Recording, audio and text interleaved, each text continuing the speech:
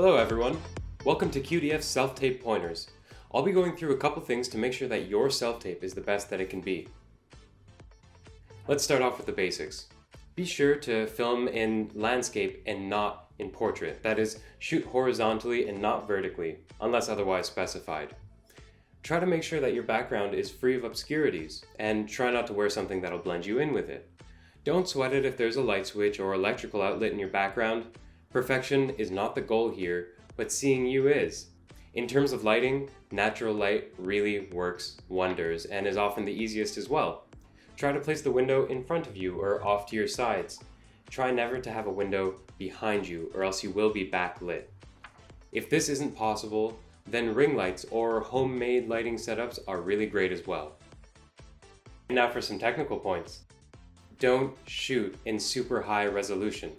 We don't need 4K, we don't need 8K. It would make the file size really big and add processing time.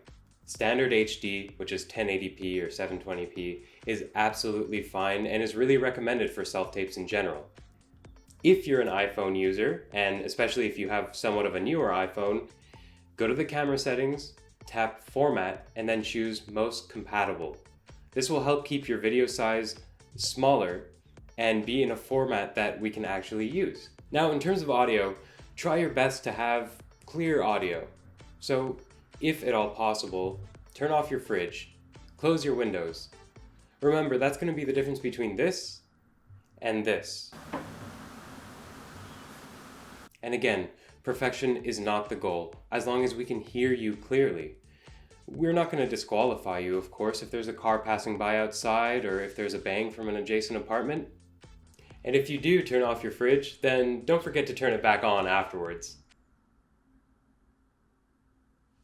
Most self-tapes will actually start off with a slate.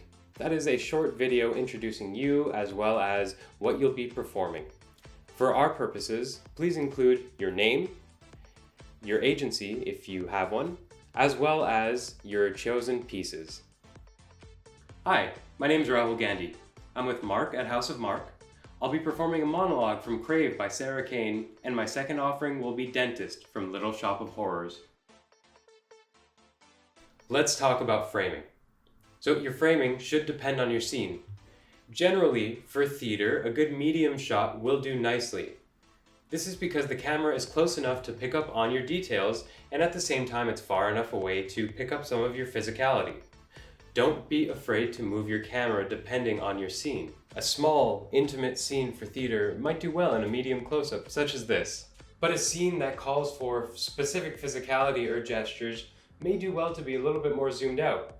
For instance, a movement piece or a clown piece. If you're performing your monologue to somebody else or to multiple people, it is important to find eye lines. That is, find a place where you can look just off the camera, maybe behind the camera, where you can place your eyes and make it seem as if you're having a conversation with somebody or talking to them.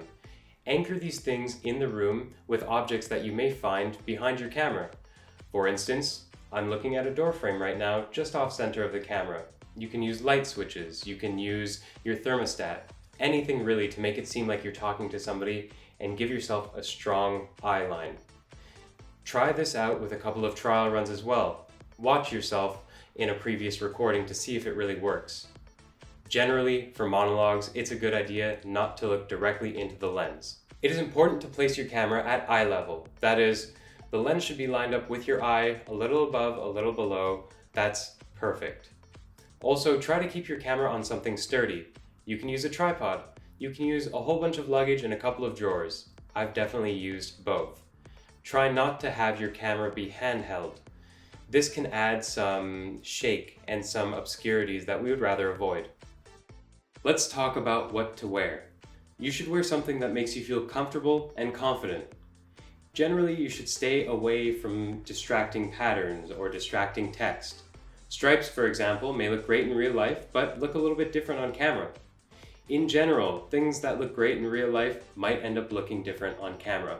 Just put yourself on tape. Do a little screen test wearing an outfit and see how it looks. A good rule of thumb is to stick with solid colors. Blues, grays, maroons, things like that. And also try to not wear something that will blend you into your background. Basically, don't do what I'm doing right now.